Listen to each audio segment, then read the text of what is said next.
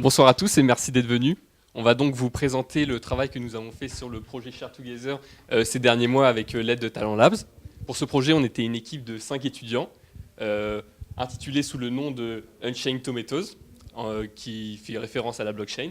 Et nous étions donc Samuel, Florian au fond, Romain et Théo et moi-même Robin. Alors pour cette présentation, on a décidé de suivre la chronologie de ce projet comme une construction. Du coup, tout d'abord, on a découvert le projet, on y a découvert les objectifs, puis nous avons commencé à développer avec plusieurs technologies, notamment la blockchain, avant aussi d'intégrer l'expérience utilisateur et puis d'avoir modélisé la plateforme de manière plus design. Pour commencer, on va donc vous parler de la première brique de cette construction, à savoir la découverte du projet.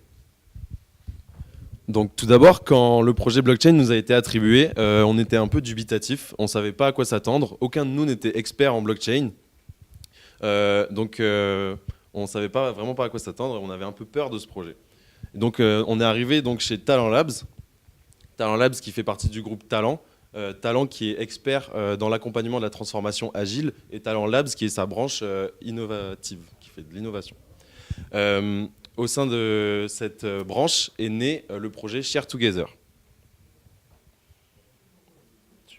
Alors, donc, comme j'ai dit, c'est la branche innovation, Talent Labs de Talent, et c'est une équipe de passionnés. Et donc, ils ont une passion qu'ils aiment partager. Et pour partager cette passion, ils organisent des événements via la plateforme Meetup. Donc, Meetup qui permet du coup d'organiser des événements à thème et d'y inviter des gens, et les gens peuvent y participer. Sauf qu'ils se sont rendus compte qu'il y avait des problèmes avec cette plateforme. Notamment, le principal problème, un fort taux d'absentéisme qui avoisine les 50%, et qui a plusieurs impacts. Premièrement, un impact financier. Quand on prévoit un buffet pour 100 personnes et qu'on doit jeter la moitié de ce buffet, forcément, ça a un impact financier. Mais aussi un impact relationnel avec les gens de la communauté. Si un événement était plein et que des gens voulaient participer, et au final, il y a des gens qui n'auront pas pu participer et des places qui auront été vides à cause justement de ces absents.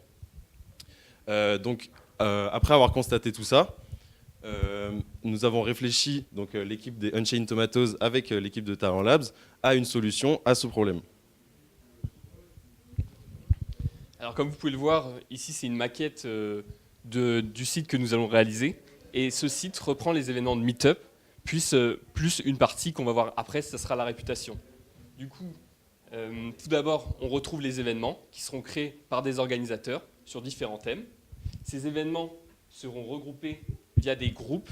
Chaque groupe désigne un thème et du coup, tous les événements propres à un thème seront dans ce groupe. Enfin, la particularité et l'atout principal de notre plateforme, c'est son système de réputation avec des récompenses. On va voir tout de suite, plus en détail, ce système. Alors aujourd'hui, comme on vous l'a expliqué, le problème de Meetup, c'est le taux d'absentéisme. Et pour résoudre ce problème, on a décidé d'implémenter un système de réputation. Et pour cela, on a tout d'abord fait une étude de ce qui existait aujourd'hui sur le marché. Et après avoir échangé avec les équipes de Talent Labs, s'être consulté et essayer de trouver la meilleure solution possible, on est venu à ce système que je vais vous présenter là. Alors tout d'abord, les participants d'un événement vont devoir d'abord s'inscrire à cet événement, puis soit participer, soit être absent aux événements. Et en fonction de cette venue, ils vont gagner des points de réputation. Ainsi, un utilisateur qui vient à tous les événements auxquels il est inscrit aura un score de réputation élevé, tandis qu'un utilisateur qui s'inscrit à des événements et qui n'est pas présent va perdre des points de réputation et aura un score faible. À partir de ce score, on va pouvoir avoir soit une priorité sur les prochains événements, en cas d'événement avec une demande trop importante, les utilisateurs ayant un score élevé seront VIP, seront sélectionnés en premier, tandis que ceux avec un score faible seront sélectionnés en dernier. Pour mettre en place tout ce système de réputation, durant ce projet, on a utilisé une méthode de travail en agile, et c'est là qu'on va vous la présenter. Exactement. Et donc pour pouvoir continuer à poser des briques à notre édifice, on a découvert une nouvelle méthode de travail. En l'occurrence, une méthode agile, le framework Scrum. Alors, comme c'était la première fois qu'on appliquait cette méthode dans un milieu professionnel, on avait certaines connaissances, des connaissances qu'on a gagnées au cours d'une demi-journée de travail à l'école. Et donc, on connaissait la théorie. Premièrement, que c'était une méthode itérative, donc, qui consiste à segmenter le projet en phases courtes de développement. Ces phases donc, sont appelées sprints et ont pour principe de livrer dès le premier une version fonctionnelle du site. Ensuite, on connaissait aussi le principe de backlog. Le backlog qui est donc une liste priorisée des fonctionnalités à réaliser et qui est priorisée en fonction de leur valeur apportée à l'application. Et ensuite, en plus de la théorie, on avait eu aussi écho de certains clichés, comme par exemple que la méthode Scrum est une méthode agréable pour ses collaborateurs. Est-ce qu'on allait vérifier ça dans la pratique? Et premier élément, on a découvert notre organisation d'équipe sous forme agile pour ce projet. Premièrement, notre product owner David, qui donc, en tant que product owner a pour rôle de cerner les besoins du produit et de faire les relais avec le client. Deuxièmement, notre Scrum Master Jérôme, qui dans la pratique nous a initié à la méthode Scrum et qui a aussi pour but de huiler les rouages de l'équipe. Et enfin, justement, l'équipe de la Dev Team, composée de nous-mêmes et des 3 tech leads qui étaient Sarah, Jérôme et Alain, qui étaient nos référents techniques. Donc la Dev Team, c'est eux qui s'engagent à réaliser les fonctionnalités à chaque sprint. De cette organisation à plat, en comparaison aux autres méthodes de travail, on a vraiment pu constater, on a vraiment pu constater que ça a boosté notre communication et vraiment rendu ce projet plus agréable et efficace pour l'équipe. Maintenant, deuxième élément, on a pu découvrir aussi ce qu'allait être tous nos mercredis chez Talent Labs. Une journée de type se découpait comme ceci. Première cérémonie de la méthode Scrum, donc c'est celle que vous voyez en violet. Le point de départ du sprint, c'est donc la démo et le sprint planning. Pendant la démo, on s'occupe de présenter les fonctionnalités réalisées au sprint précédent et donc d'avoir du retour. Et ensuite, pendant le sprint planning, on vote à l'aide de points pour choisir les fonctionnalités qu'on va implémenter pour le sprint suivant. Et donc, ces points attribués vont nous permettre notamment de mesurer notre vélocité.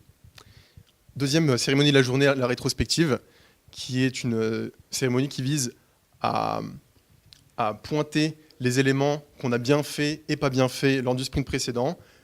Ensuite, on cible les 3 plus importants pour établir 3 mesures pour la semaine suivante. Et c'est l'occasion d'avoir tout le temps une remise en question et une amélioration de notre efficacité en tant qu'équipe. Et ensuite, le DSM en fin de journée, pour nous en fin de journée, qui nous servait à mettre en commun nos connaissances, mettre en commun nos avancements de la journée et aussi nos problèmes, toujours dans le but d'avoir plus de communication et d'efficacité. Ensuite, c'était très bien d'avoir une journée type, cadrée et avec beaucoup de cérémonies, mais il nous a fallu avoir un fil rouge au cours de la semaine. C'est pour cela que nous avons... Oui, c'est vrai que j'ai oublié un élément, c'est très important. C'est les 2 pauses de la journée. C'est un élément qu'on a eu tendance à négliger pendant notre projet, mais au milieu de projet, on a réalisé ça lors d'une rétrospective et on a choisi de ne pas les négliger et donc de se forcer à faire des pauses pour toujours garder un rythme soutenable et ça a vraiment été bénéfique pour nous. Maintenant, donc, on a aussi établi des DSM le vendredi, notamment en fin de journée, pour rester efficace tout au long de la semaine et ne pas perdre de vue les objectifs. Et enfin, le test de la démo le mardi soir, qui a été rajouté dans notre planning au cours d'une rétrospective, pareil, en milieu de projet, et qui nous permettait de mieux préparer la démo du lendemain et ainsi mieux présenter les fonctionnalités pour avoir un retour plus concret et construit. Et maintenant qu'on avait donc notre méthode de travail acquise et comprise, on a aussi eu besoin évidemment d'outils collaboratifs, notamment pour développer. Donc voilà, donc pour collaborer et pour travailler en parallèle.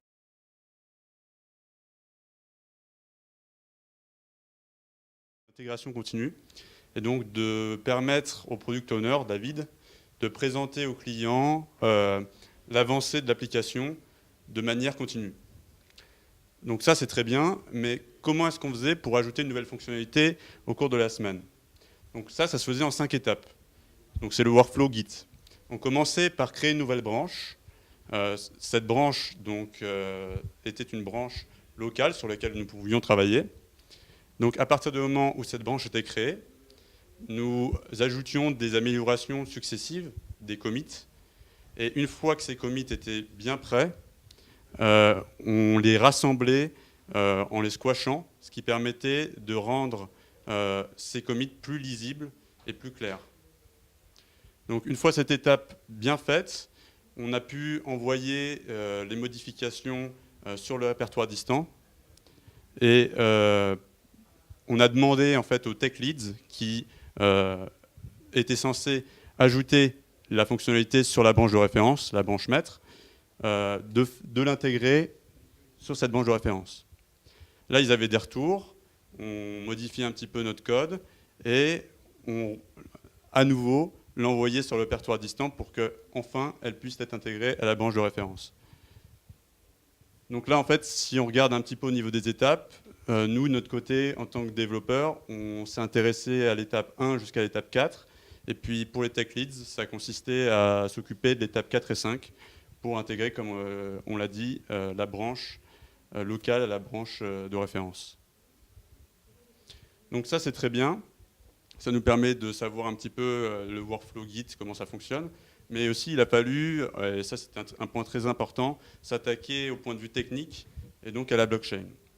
Donc la blockchain, ça nous a permis, qu'est-ce que ça nous a permis et sur quoi elle se fonde? Donc elle se fonde sur 3 piliers, donc l'immutabilité, la décentralisation et la transparence. Tout d'abord, l'immutabilité, ça va nous permettre en fait de créer des événements et des groupes et de l'ajouter une bonne fois pour toutes sur la blockchain. Donc ces événements, ces groupes et aussi les systèmes de notation, très important. On ne veut pas qu'un utilisateur puisse modifier la notation. Et donc c'est fait grâce à ce critère d'immutabilité de la blockchain. Autre que ça, on a la décentralisation, puisque à chaque fois qu'on fait une transaction sur la blockchain, on va copier la transaction sur plusieurs registres, sur plusieurs nœuds, plusieurs serveurs. Et le fait de dupliquer l'information sur plusieurs serveurs va permettre d'empêcher les utilisateurs d'altérer, encore une fois, le registre.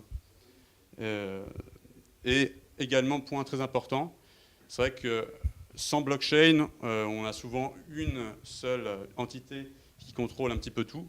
Donc la donnée est totalement centralisée. Et donc là, l'occasion est faite, en dupliquant la donnée sur plusieurs serveurs, de ne pas avoir ce monopole de la donnée. Et enfin, la transparence pour permettre aux utilisateurs d'avoir accès aux transactions qui ont été faites par l'ensemble des acteurs, que ce soit des organisateurs ou des participants. Donc là, on a vu un petit peu les piliers. Ah oui, et donc tout ça, ça nous permet d'avoir un élan de confiance entre les acteurs, participants, organisateurs, puisque là, il n'y a pas de monopole. Tout le monde peut gérer un petit peu le système comme il veut, à sa façon, avec des règles bien sûr, mais plus libres. Donc maintenant, on a vu un petit peu comment ça fonctionnait, les piliers et tout ça. Mais on va rentrer un petit peu plus dans les détails, savoir sur quoi on s'est basé. Donc, sur le point de vue blockchain, on est passé sur une base Ethereum, donc, qui est une blockchain assez très connue, et qui va permettre notamment de déployer des smart contracts. Et enfin, on va pouvoir mettre des smart contracts sur la blockchain publique Ethereum. Maintenant, pour le workflow un petit peu de la création d'un smart contract et de la mise du déploiement sur une blockchain, on commence tout d'abord par écrire du code donc en langage Solidity, donc qui est le langage de référence pour communiquer avec la blockchain Ethereum. Une fois que ceci est fait, on va déployer les contrats sur Ganache, qui est une blockchain, une simulation de blockchain sur un poste local. Et ça, on va le faire grâce à un outil, Truffle, qui est un framework Ethereum et qui va permettre de déployer, tester et développer des applications sur la blockchain Ethereum. Alors, point important, pourquoi on a utilisé Ganache? Alors, c'est vrai que déployer des contrats sur la blockchain, ça a un coût. C'est pas gratuit d'écrire sur la blockchain. Et c'est aussi très long de communiquer avec la blockchain. Donc, ce qu'on a fait, c'est qu'on a utilisé Ganache pour éviter tout ce temps très long pour l'interaction et le coût, puisque Ganache est gratuite et on peut interagir avec localement. Donc, une fois les contrats déployés sur Ganache, on va interagir avec notre système, notre environnement, via MetaMask, qui est un plugin qui fonctionne avec la plupart des navigateurs, notamment Firefox et Google Chrome, et qui va permettre à un utilisateur de se connecter à son compte et d'interagir avec la blockchain, donc en l'occurrence Ganache.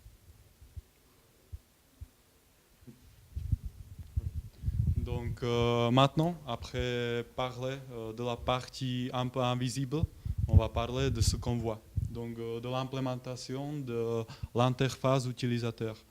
Pour implémenter l'interface utilisateur, nous avons utilisé le framework JavaScript qui s'appelle Vue.js.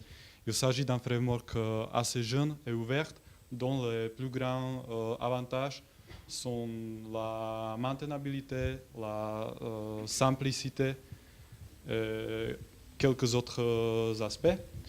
Et après, grâce à ce projet, nous avons bien maîtrisé cet outil et je pense que certains d'entre nous ont peut-être trouvé leur vocation professionnelle. Après, pour implémenter l'interface utilisateur avec Vue.js, il y a encore des outils qu'on peut utiliser, comme par exemple Vue Material ou un Bootstrap qui est adapté au Vue.js. Mais au début, on a reçu un conseil de nos tech leads. Ils nous ont conseillé d'utiliser Vuetify. On a vite appris que c'était un bon conseil. Vuetify nous a sauvé pas mal de temps et grâce à cet outil, nous étions capables de développer un site qui répond aux standards et qui est moderne.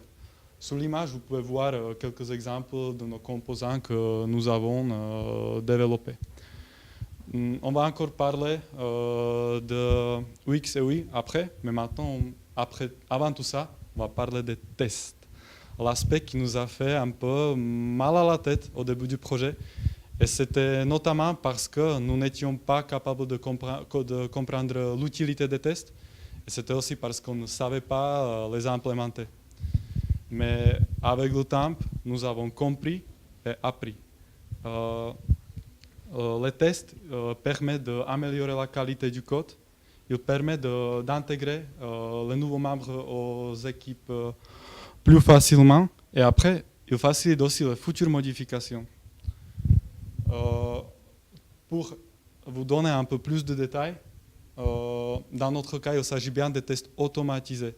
Donc, il n'y a pas une personne devant un ordinateur qui teste le fonctionnement de notre site en cliquant sur les boutons. C'est bien un script qui simule ce comportement. Maintenant, on va vous donner un exemple assez basique de la vraie vie. Sur l'image, vous pouvez voir la version virtuelle du moi, peut-être plus jolie, à vous de juger. Comme vous pouvez voir, j'ai un sac et une pomme. Ah non, j'ai 10 pommes parce que j'ai devenu riche en France. Du coup, ma question à vous, qu'est-ce qui va se passer si je vais manger une pomme?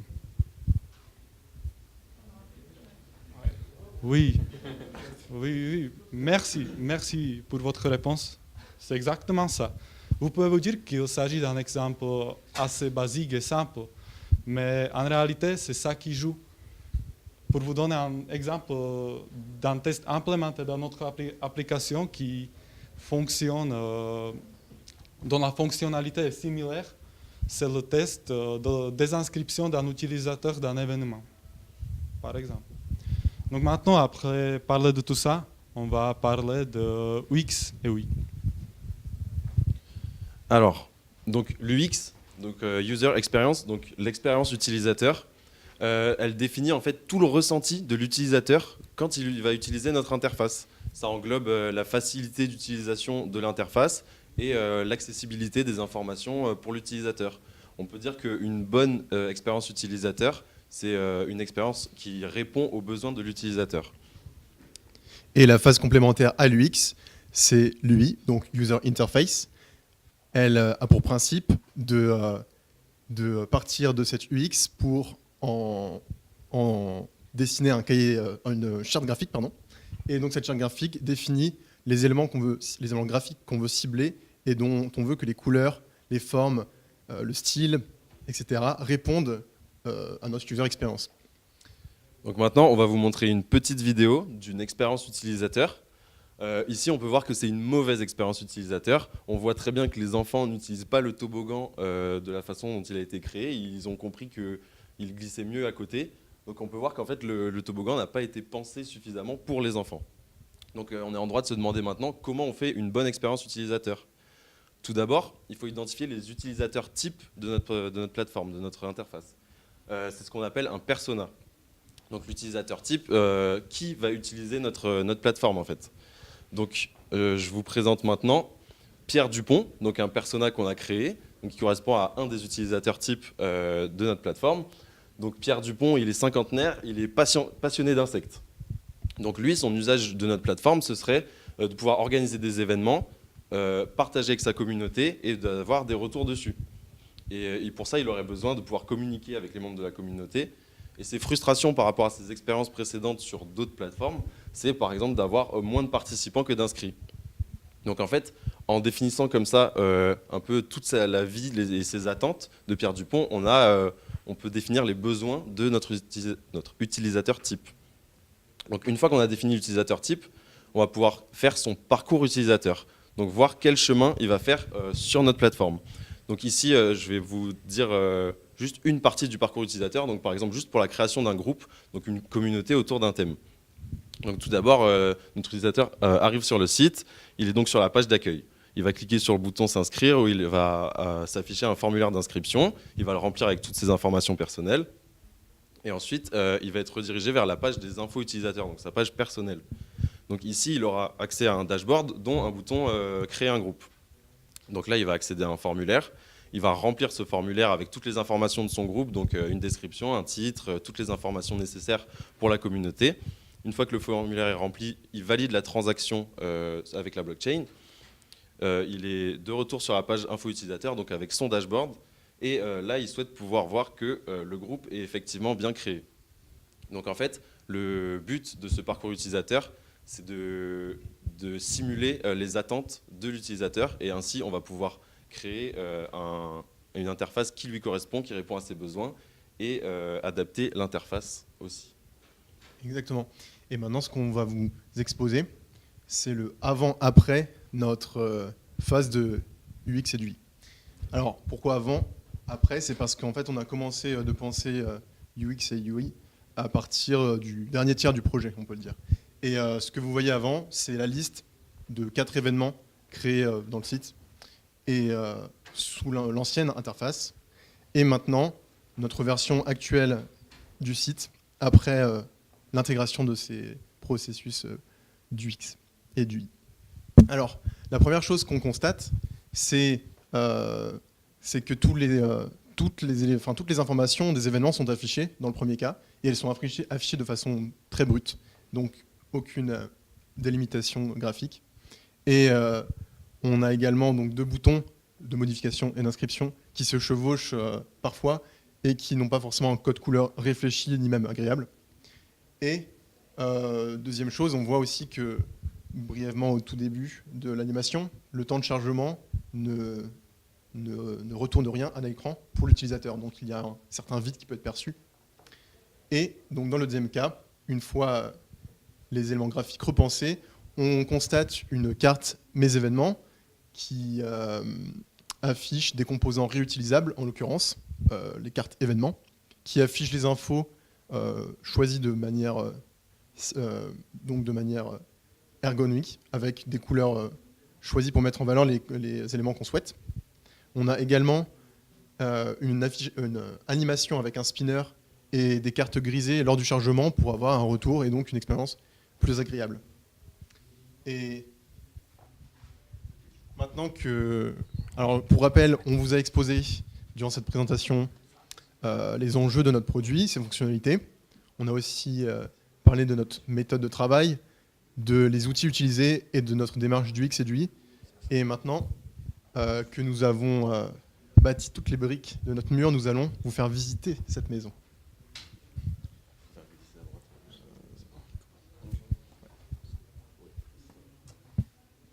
Avec une démo.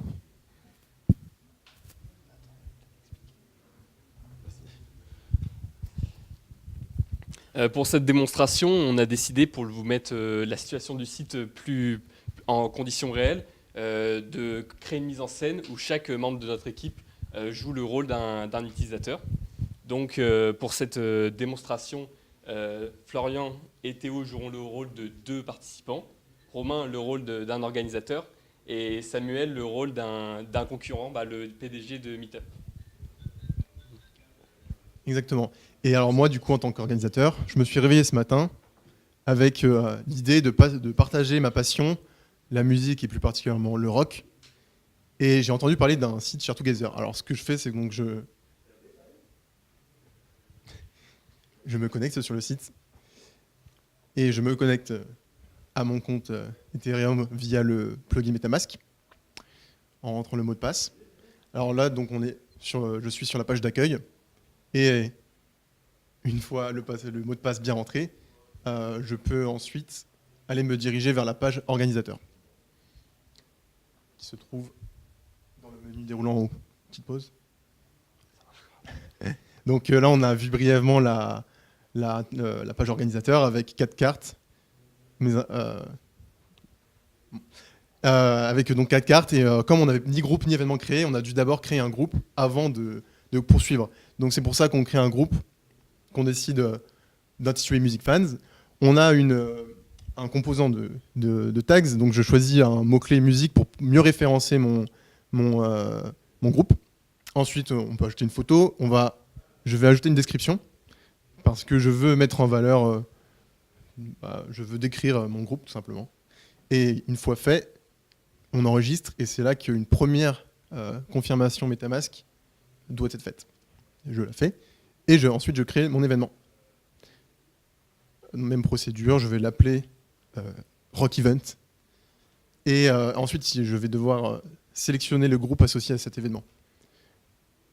Donc, prochaine page de notre tunnel de création, je remplis la description de notre événement et je vais notifier certains points importants comme le fait qu'il y aura un bon buffet et une bonne ambiance. On rajoute aussi un mot-clé pour le référencement. Ensuite, je vais fixer cet événement le 29 janvier. Il faut aussi renseigner les dates limites d'inscription, de désinscription. Cet événement va se dérouler à Paris. Comme pour un événement musique, je vais avoir une bonne ambiance, ça va se dérouler en fin de soirée à 21h. Et cet événement va disposer de 50 places. Encore une fois, je vais devoir confirmer cette création via une plugin de transaction. Et là, on voit que l'événement est bien créé. Maintenant, j'aimerais bien m'assurer aussi que tous les champs ont bien été renseignés. Donc, je vais cliquer sur le détail de l'événement. Et en effet, tous les champs sont conformes à ce que j'ai rentré tout à l'heure. Je vais donc pouvoir me déconnecter de l'application en étant serein. Et je pense que je me reconnecterai dans quelques jours pour aller répondre aux commentaires des participants notamment. Maintenant qu'un organisateur a créé un événement, il va y avoir une phase d'inscription des participants pendant quelques jours, selon la date limite d'inscription renseignée par l'organisateur. Pendant cette phase, plusieurs utilisateurs vont pouvoir essayer de s'inscrire à cet événement. Et à la suite de cette inscription, il y aura un tri qui sera fait par la réputation. Maintenant, nos 2 participants, Florian et Théo, vont tenter de s'inscrire à l'événement. Voilà, donc moi, je vais essayer de m'inscrire à l'événement.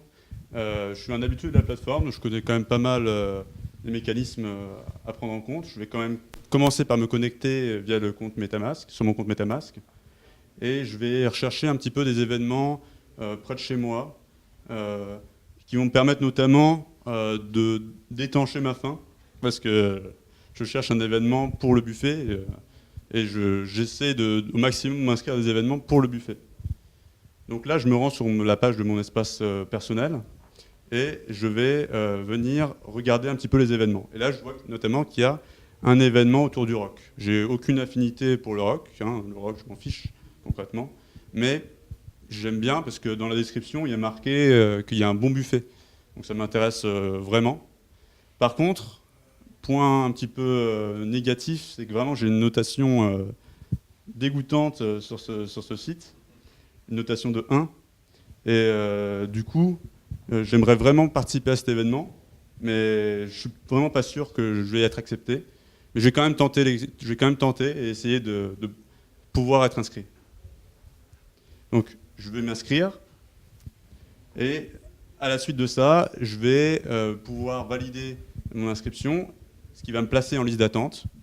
Une fois que je suis en liste d'attente, je vais me déconnecter, rechercher d'autres événements pour essayer de m'inscrire. Et donc, je me déconnecte de la plateforme et j'irai voir un petit peu plus tard, dans quelques jours, si mon inscription a été validée. Voici un utilisateur type qui nous cause des problèmes chez Meetup. C'est un type d'utilisateur qui s'inscrit, qui ne vient pas.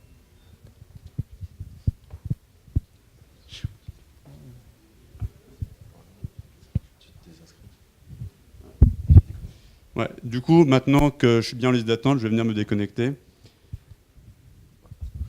Donc maintenant c'est à mon tour.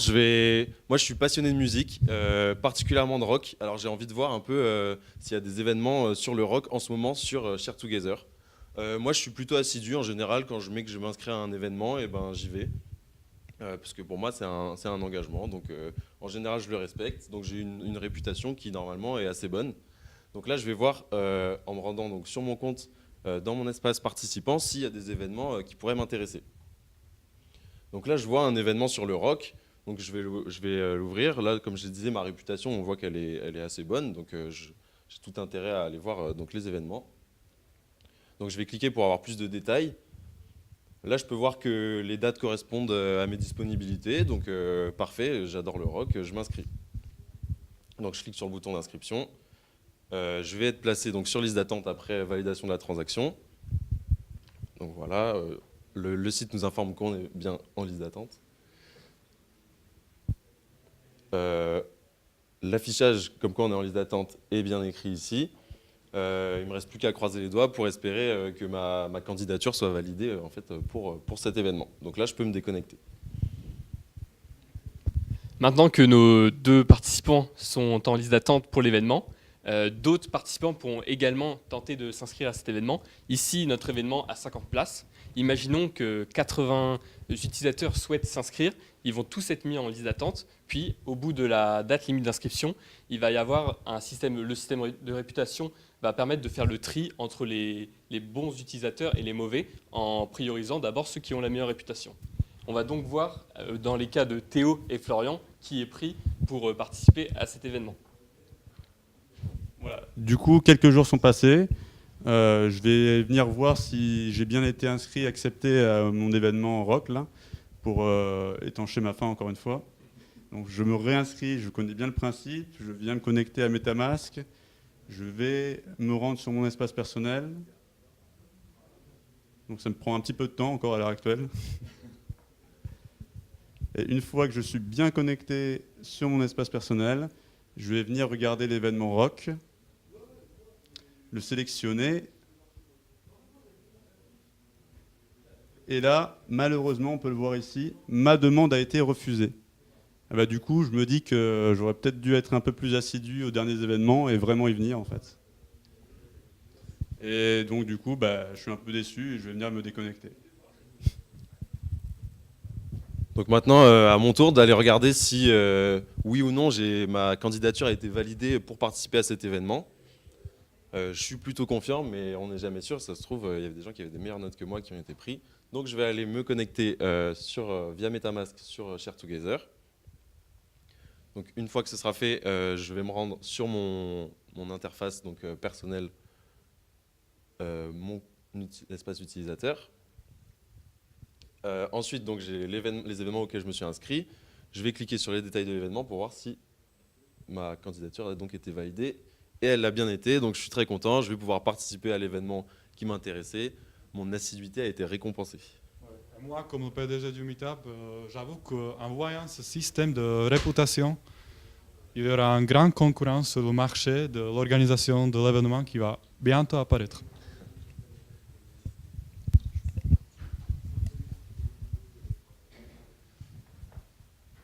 Donc maintenant qu'on a vu un petit peu les différentes facettes de notre projet, de notre produit, on va un petit peu revenir sur les points abordés au cours de cette présentation.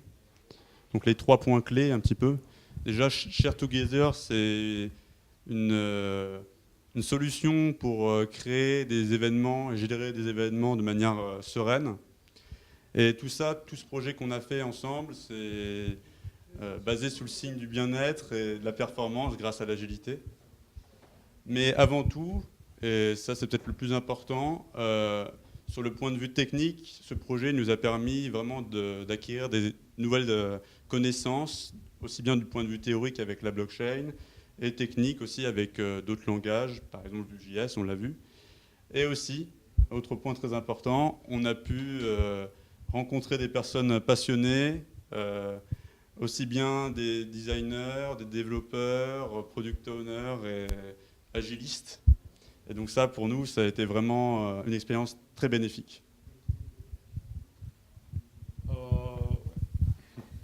Encore avant la conclusion, juste pour vous montrer où on est à peu près avec le projet, on va se servir de la règle de Pareto. Donc sur le graphique, vous pouvez voir qu'avec à peu près 20% de l'effort fourni, nous étions capables de livrer 88% de valeur et donc minimum viable product. Quand je dis 20% de l'effort fourni, ça ne veut pas dire que nous n'avons pas travaillé à 100%, c'est le contraire. Et pour conclure, ce projet était très bénéficiant pour nous, on est très fiers de ce qu'on a fait. Mais on est un peu triste en même temps parce que nous avons bien voulu continuer le développement, notamment le développement de systèmes, de réputation. Il y a des optimisations à faire. Après, il faut aussi implémenter le système de preuve de présence en utilisant IoT et aussi une application mobile.